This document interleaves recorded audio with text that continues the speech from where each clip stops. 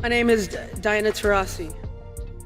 In a world of greats, one name towers above the rest: Diana Taurasi. From record-breaking scorer to six-time Olympic gold medalist, she's not just a player, she's a legend. But what makes her truly unstoppable? It's not just the numbers, it's her heart, it's her toughness, her grit, and the bonds she's built that have made her the greatest. Her every day is a day to practice attitude, getting the White Mamba moniker from Kobe Bryant himself. Her work ethic and her body of work, it's extremely consistent, and she works extremely hard. Her mental toughness, skill, feel for the game, and overall IQ has given her one of the best basketball careers in history. Diana Taurasi is one of the most decorated basketball players to ever play the game. She holds the most gold medals in basketball than any man or woman representing their country. She's an 11-time WNBA All-Star, 3-time Russian League Player of the Year, 4-time USA Basketball Female Athlete of the Year, 3-time NCAA champion, along with 2 NCAA Most Outstanding Player awards. And that barely scratches the surface of the type of player or ambassador for women's basketball she truly is. Diana Taurasi has been playing basketball since her teenage years. She went to high school in Chino, and by the time she graduated in the year 2000, she was being called one of the best players in Southern California. She was Miss Basketball, State Player of the Year in 1999 and the year 2000. The same year she graduated, she was awarded Miss Basketball State Player of the Year, as well as Naismith National High School Player of the Year, kicking off a long list of trophies, awards, and recognitions. The year she graduated high school, Taurasi was a member of the United States Under-8 team, which won the gold medal at the FIBA Americans Championship in Mar del Plata, Argentina. She has family roots in Argentina, so I know this was very meaningful to Taurasi and her family. Teammates and people that knew her well described her as physical, tough, smart, and a demon between the lines, being able to score even when a defender felt like they played their best defense. She set a standard for body preparation and recovery routine that would inspire the likes of LeBron James. Diana Taurasi was and still is admired by her teammates for her practice everyday attitude, giving practice the same energy as games and the competitive desire to not just win but dominate, demanding the same energy and dedication from her teammates, leading by example with her intensity and focus on her life's art. She was heavily recruited coming out of high school, and schools like UCLA and Arizona would be close to home favorites for some, but Diana spent a lot of formative years watching the UConn women's basketball team on her family TV. On the UConn recruitment tour, she met her future running mate, WNBA rival, and lifelong best friend, Sue Bird. She chose Connecticut over UCLA and Arizona, citing the coaching staff and the environment they created. She would be able to create her own life away from her family, and of course she was given the royal treatment on this recruitment trip, according to Sue Bird. This amazing backcourt duo won one title together before Sue Bird went on to be selected number 1 by the Seattle Storm to go on to the WNBA. Taurasi would lead her team to 2 more NCAA championships after Bird's departure, while becoming the first player to reach 2,000 points, 600 assists, and 600 rebounds in UConn history. Leaving the University of Connecticut, she earned the Naismith Player of the Year award in 2003 and 2004, and she was the 2003 Associated Press Player of the Year. She would later be recognized in 2006 as a member of the inaugural class of inductees to the University of Connecticut Women's Basketball Huskies of Honor Recognition Program. Following her years of success at the University of Connecticut, Diana Taurasi was selected number 1 by the Phoenix Mercury in the 2004 WNBA Draft. With the first pick of the 2004 WNBA Draft, the Phoenix Mercury select Diana Taurasi from the University of Connecticut. I'm excited. I mean, we got a young team, and I know management has got a new coach and new players, so hopefully we can turn it around in Phoenix. There had to be a little uncertainty. Diana was one of the best players in the country, probably on the planet at the time. The WNBA was still young, and there had been many leagues that started and folded, some not even playing a game. The WNBA was only 7 years old. This not only evident by the salaries, but the folding and disbandment of teams throughout the years. Affecting her directly, folding that year would be the Cleveland Rockers, and the Mercury would select Penny Taylor to join Taurasi for a long run in Phoenix. She scored 22 points in her first game in the WNBA. For those who witnessed it, consider yourselves lucky. The Mercury would not make the playoffs in her rookie year, but she would earn an All-Star nod and Rookie of the Year. The next few years for Taurasi had to be a whirlwind as she started playing year-round basketball. She played in the WNBA as a summer league and the Russian Premier League as a winter league that schedule-wise lined up with the NBA. In 2005, Taurasi averaged 16 points, 4.2 rebounds, and 4.5 assists per game in the WNBA while battling an ankle injury. She was an All-Star for the second straight year, but the Mercury again missed the playoffs. It was a decent sophomore year for the WNBA star, but the journey she began, most WNBA players know all too well. It's no secret the WNBA salary was nowhere near the other leagues, and still today nowhere near where it needs to be. American-born players definitely wanted to stay stateside, but it just wasn't smart business-wise if basketball is your main source of income. The WNBA season can run into October if you make the playoffs. The Russian Premier League usually ran from August to May. 2005 to 2006 was the official start of her Russian Premier League career. Playing for the Dynamo Moscow, her team was eliminated in the quarterfinals, but similarly mirroring her WNBA career, it was the start of a beautiful adventure. Now, she did say she hated it and would never do it again, but it would be the start of a long career there as well. 2006 was a great year for Diana Taurasi. She finished second in MVP voting in the WNBA, and she made her third straight All-Star game. She set the record for three-pointers made in a season and three-pointers made in a game at the time. The Mercury didn't make the playoffs, but it was just the beginning and a few growing pains for the now big three of Diana Taurasi, Penny Taylor, and their newest addition, Connie Pondexter. Playing in Russia, Diana Taurasi would link back up with her college running mate, Sue Bird, but they hated it out there. Old facilities, coaches that didn't speak English, and the culture shock overall from being in the USA. Having each other definitely made it easier, but the main and only reason to play overseas, especially at the time, was making substantially more than in the WNBA. Now, her second year in the Russian Premier League, Sue Bird and Diana Taurasi were personally wowed and recruited by the new owner himself, Shabtai Kalmanovich. This was the successful entrepreneur and new owner of Spartak Moscow, making interesting moves to get multiple Americans on his team. Based on the rules, he was only allowed to have 2. But to circumvent this problem, he would get his players passports, expired people's passports. But it worked, and for the most part, the new owner made Russia a lot more bearable. In the WNBA offseason, DT could possibly earn 6 to 7 figures, planned for only 6 months. The Spartak Moscow region team had top European players, built specifically to compete for championships. The owner also added Lauren Jackson to an already stacked team. Over the next 4 years in Moscow, Russia, Diana Taurasi cemented herself a superstar and became synonymous with women's basketball on a global stage. All 4 years Taurasi played for Spartak, they won the EuroLeague Women's Championship. Her team won the whole thing for the Russia Women's Basketball Premier League. 2009 and 2010, her team won the FIBA Europe Women's Super Cup. During this 4-year stretch, she won Russian League Player of the Year 3 times. Being in her early 20s and living away from her family had to be difficult.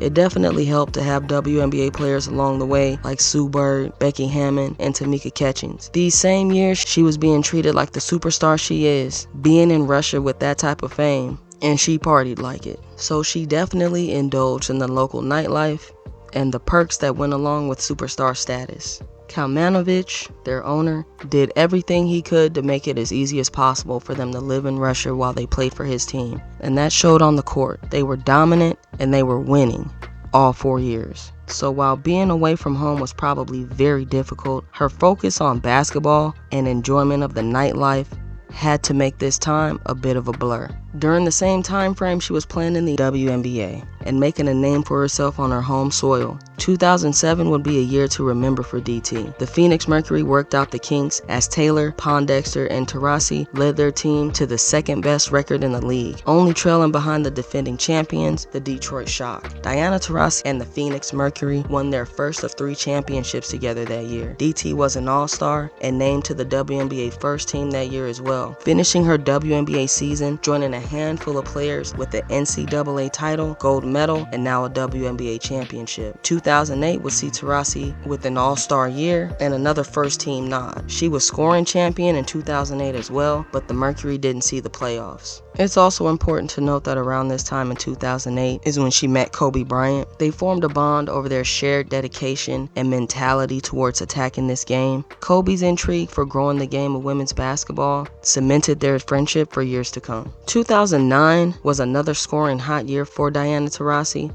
She won her first and only WNBA MVP. She led the league in scoring and was an all-star. She literally led the Mercury to the championship, winning Finals MVP to top it all off. It was her league that year, averaging 20 points during the season and 22 in the postseason.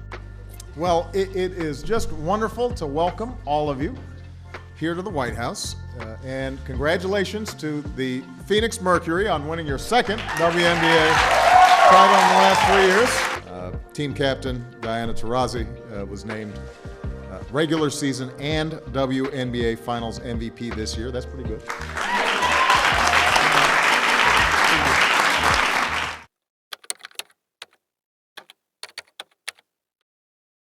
It was an exciting time in the young player's life, but that year also marked a change for Taurasi in an all-too-real way. 27 at the time and probably feeling unstoppable, she was in the middle of her lone MVP season after a game against her rival Seattle Storm and Sue Bird. She spent the night in jail after an emotional win over the Storm, capping that night off with a DUI. She didn't party in high school, so her family was shocked. Teammates like Bird, who spent time with her in Moscow, were concerned, but maybe not surprised. Knowing Diana all too well, it was a shock to no one that changes were made in her life moving forward. In 2009 wasn't done taking hits for the great DT. In early November, she was back in the Russian Premier League to play for Spartak Moscow, on a routine visit to pick up Beyonce tickets for herself and multiple teammates, where she would heartbreakingly find out the man who made living in Russia royally bearable made sure Diana and Sue Bird stayed in 5-star hotels and sent them on lavish shopping sprees, spending time and money on the team, keeping them dominant and keeping her comfortable, was no longer with us. It was truly the change of an era. That was the last year she would play for Spartak, probably emotionally dedicating that season to their fallen owner, but she would continue her overseas play until 2017. If you've never been this zoomed in on Diana Taurasi's career, Shabtai Kalmanovich was a KGB spy, and he really was getting them passports and whatever other paperwork they needed to play on his team. He had those kind of connections. They were in the inner circle of the type of people you'd see on TV dramas. The definition of that lifestyle. He married one of the point guards on one of his teams and really did love basketball. Listed as an assassination linked to his business activities, this was one of those mob stories you couldn't really ignore. This was one of those stories right out of a movie. 2010 was definitely slower paced by comparison, but still pretty busy for the champion. She earned another scoring title in the WNBA, but the Mercury lost in the second round of the playoffs. When it was time to start overseas, she joined Turkish champion Fenerbahce in 2010 alongside Phoenix Mercury teammate Penny Taylor. But after a very decent start to the season, her world came crashing in again. In December of 2010, she was accused of doping after testing positive for a mild stimulant and ultimately suspended from the Turkish league. After testing positive a second time for modafinil, Fenerbahce terminated her contract and she was forced to go back to the States, facing a 2-year ban in international sports, putting her participation in the 2012 London Olympics in jeopardy. I can't imagine how tough a time this was for her, reportedly not able to get out of bed, no eating, hardly functioning. Staying local to home in Phoenix and close to family in Southern California, she kept a low profile but worked diligently with her lawyer to right this wrong. Her lawyer did find that the lab that did the testing lost their accreditation at some point, and multiple inconsistencies were found in the chain of command for the company alone. 3 other athletes were in similar situations to Taurasi, so when all this was brought to light, she was cleared of the doping allegations and all suspensions dropped. After a long few months, she decided not to return to Istanbul and took a much-needed vacation. She had technically played through the last 8 years straight, immediately coming out of college and playing for both leagues. And even before then, playing a lot of basketball leading up to college. Playing year-round put a lot of wear and tear on her mind and body. so she earned that break and would play again going into the WNBA season in 2011. 7 years into her professional career, she was named All-WNBA First Team. She got an All-Star nod, Peak Performer Award, scoring title, and she was named to the WNBA Top 15 on the WNBA's 15th anniversary. The Mercury didn't make it far in the playoffs that year though. Going into the 2011 season, Taurasi played for Galatasaray, the other major team from Istanbul, Fenerbahce's longtime rival. She had other WNBA stars on her team like Sylvia Fowles and Tina Charles. The team ended up winning the Turkish Cup but lost to Fenerbahce in the league final and was eliminated in the final 8 quarterfinal round, losing a decisive match to Fenerbahce. May 2012, Taurasi signed a contract with UMMC Yekaterinburg, joining Candace Parker. Her 2012 WNBA season was a bit uneventful. She only played 8 games, working through a strained left hip flexor, joining UMMC Yekaterinburg in the offseason with Candace Parker. The 2013-2014 season saw the UMMC team repeating and winning the Russian Championship and Cup, but falling short in the EuroLeague competition, losing in the semifinal game against the eventual champions Galatasaray. The 2013 season saw Taurasi return healthy, playing 32 games, averaging 20 points for the 6th time in her career. The Mercury would lose in the finals to the Lynx though, making a good run, but getting swept. 2014 was a great year for Diana Taurasi. Phoenix added Brittany Griner the year prior. New coach Sandy Brondello had them firing on all cylinders. Candice Dupree ended up being an important piece to their run, and Diana led the Mercury to their 3rd championship, earning Finals MVP for the 2nd time in her career. She also earned an All-Star nod that year, named to All-WNBA First Team, and was the WNBA season assist leader. This was an excellent run in a year the Mercury were not favored to win the title, but they pulled it out. Diana leading the charge and bringing that energy, mentality, and spirit to every game, pulling it out of her teammates and making sure this run meant something. This was a good year for the Mercury, a great year for Diana, and a wonderful addition to her already historic career. The WNBA offseason saw her return to the Russian League, her UMMC team repeating another Russian Championship and Cup but falling short in the EuroLeague competition again. A lot can contribute to them not having Taurasi down the line, as she ended up missing the last game with a broken hand. She had to get surgery on her hand in April in 2015, which ultimately led to the decision for her Russian Premier League team to offer her more than her WNBA salary to sit out the entire season. She was reluctant, as the Mercury had pretty much the same team they had the year prior on their championship run, but her acceptance put a huge spotlight on the difference in salaries for women in the WNBA versus what they make overseas. At the time, noting she was making 14 times her WNBA salary. She was backed by their players union, who agreed with her needing rest and that it was worth the money, at the same time being unhappy with their current CBA. It ended up being the best decision for UMMC Yekaterinburg, as she led the team to their 3rd and her 6th personal EuroLeague title, which also led to her earning MVP honors. So she had a well-deserved and well-earned year. Fueled by a WNBA season she got paid to rest, where now her only regret looking back is not being able to attempt a back-to-back championship with that Mercury team. But financially speaking, she made the decision for herself and her family. Her WNBA 2016 season would see a different Mercury team come back. She would average 17.8 points and help her team make it to the semis, but they would again get swept by the Lynx after a deep run in the playoffs. 2016-17 would see her return to the Russian Premier League for UMMC Yekaterinburg, helping the team to its 11th league championship. Although she was expected to play through the end of the 2017-2018 season, she announced her retirement from European competition in December of 2017. 2017 would also be a record-breaking year for Taurasi, as she became the WNBA's all-time leading scorer on June 18, 2017. She surpassed Tina Thompson's previous record of 7,490 points with a layup in a game against the Sparks in LA. This would be when Kobe Bryant nicknamed her the White Mamba, awarding her that moniker, adding more intrigue and excitement to her legacy.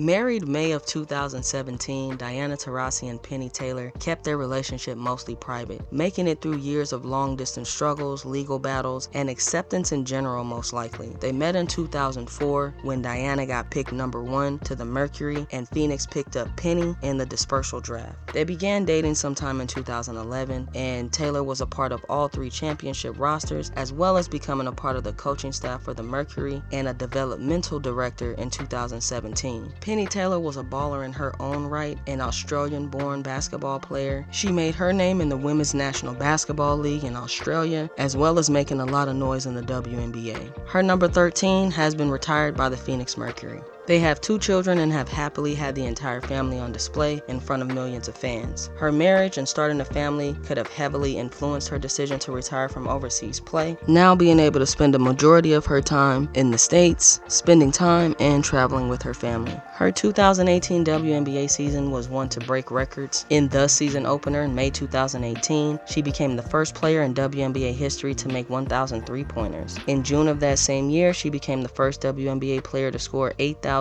points in a game against the Liberty. In July of that same year, she became the league's all-time leader in field goals in a win against the Connecticut Sun. She earned another All-Star and WNBA first team. The Mercury would lose to Seattle in the semifinals of the playoffs, though. In 2019, she was on the injured list after undergoing back surgery. She really didn't play that year, only inking 6 games, and without her, the Mercury barely made the playoffs. 2020 would be the bubble season for the WNBA. The COVID-19 pandemic interrupted not just the WNBA, but the world, so they had their wobble season. The wobble was in Bradenton, Florida, and the players agreed that the season would be dedicated to advocacy for social justice. In addition to the George Floyd protests, they were speaking out for Breonna Taylor and other people of color with the voices they had. While this type of advocacy was new to the rest of the world, this was standard for the WNBA. Throughout the years, known or not, they always tried to use their voice and their platform for positive change. So Taurasi did compete in the wobble. She went into this isolation zone without her wife or her son to play the game she loved. After contemplating a year of injury, her family, and what could be next, she ultimately decided basketball was where she still wanted to be.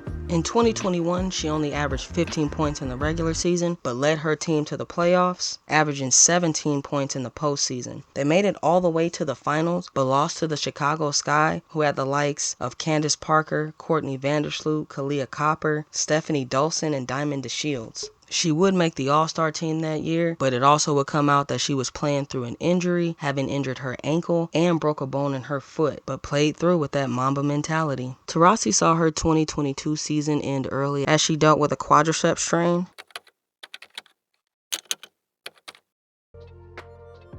But 2022 would also bring the retirement of lifelong friend and rival, Sue Bird. Sue Bird came into the league 2 years before Taurasi, so they came up in the league together, entering at such an early stage of the league overall. They've been through countless games against each other, marketing campaigns. They've been to 5 Olympics together and won gold each time. Playing together as a backcourt at UConn, playing together as a backcourt in the Russian league. They were each other's lifelines all those years ago in Russia. Teammates and rivals all swirled together over the years. They faced each other 46 times in the WNBA specifically. And best friends till the end, they currently host the Bird and Taurasi show, which saw its 3rd season airing the Final Four coverage on ESPN. So they found a way to stay connected and continue their shared love of the game that brought them together. The 2023 season had all of her biggest fans waiting with bated breaths as she was set to announce whether she was returning or retiring a year behind Sue Bird, and I don't think the fans were ready for that.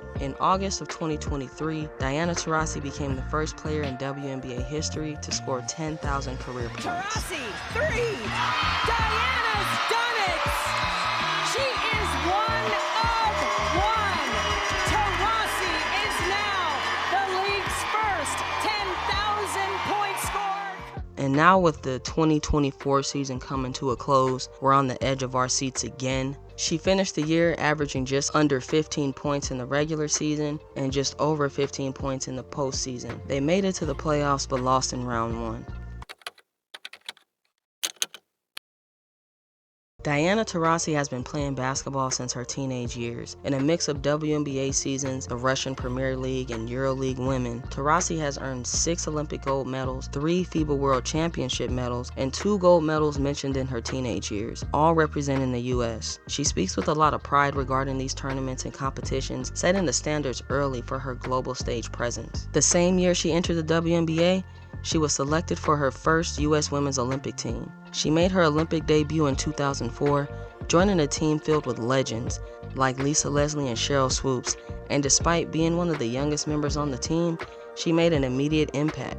In 2008, for the Beijing Olympics, Taurasi and Bird formed one of the most dominant backcourts in Olympic history, reminiscent of their Yukon days, earning a gold for the U.S. and maintaining their dominance over international competition. London 2012, DT continues to be a key figure on the team, once again leading the U.S. to a gold medal, taking over in clutch moments, and performing under pressure. Her veteran leadership and basketball IQ made her a key factor on a team filled with elite talent. 2016 Rio Olympics were particularly special for Taurasi, as she was seen as one of the veteran leaders on the team. She led them to another gold medal, her shooting and competitive spirit on full display. She broke the record for most threes in a game and most threes made in Olympic history. In Tokyo of 2021, the Olympics were delayed because of COVID-19, but that made her even more determined to get the job done. She made history by becoming the first basketball player to win 5 Olympic gold medals, sharing this honor with Sue Bird. Despite being in the later stages of her career, she was a key player in leading the USA to yet another undefeated run and gold medal victory. In Paris in 2024, she would beat her own gold medal record by earning her 6th gold medal for the US. It will likely be her last active Olympics, but she left a record to beat, an impressive feat. Playing a smaller role on the court, but probably a bigger role leadership-wise, she is the best U.S. women's basketball player you've ever seen.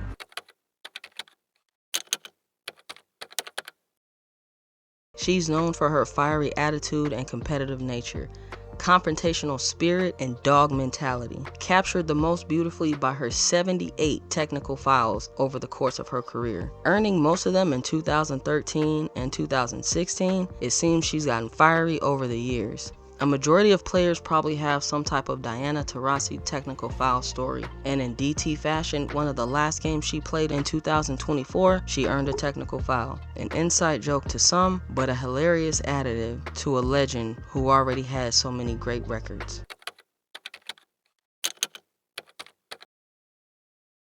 Taurasi sparked debate in that DT fashion at the beginning of 2024 by making remarks on the incoming rookie class, sparking debate but ultimately initiating a changing of the guard for the next round of superstars. I personally love that she is still active and giving the newest rookies a taste of skill and old school experience. She was mentored by the greats, played with the OGs, and set the standards in her own right. You really can't say enough about her, and it's great to see when she gives new rookies their props and they earn the legend's respect.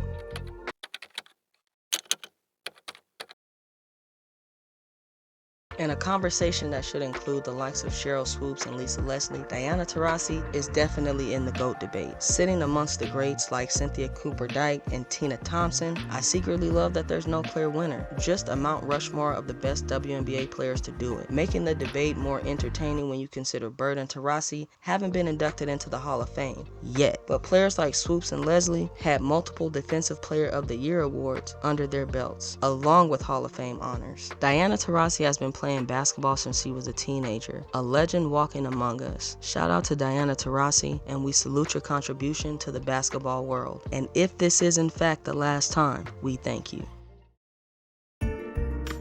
Don't forget to like and subscribe, player.